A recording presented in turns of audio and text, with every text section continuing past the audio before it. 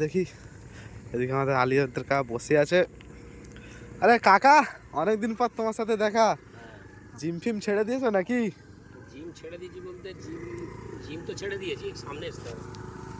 সামনে এসো নইলে বলবো কি করে।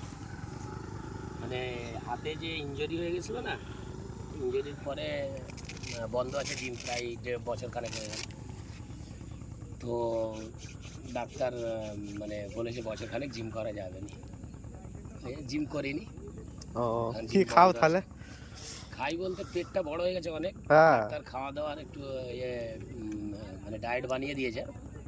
এটা হচ্ছে বানিয়ে দিয়েছে, যেটা হচ্ছে রাত দুপুরবেলা সকালবেলা গ্রিন টি খেয়ে নিই, আর দুপুরবেলা তোমার 17টা-18টা রুটি খেয়ে নিই।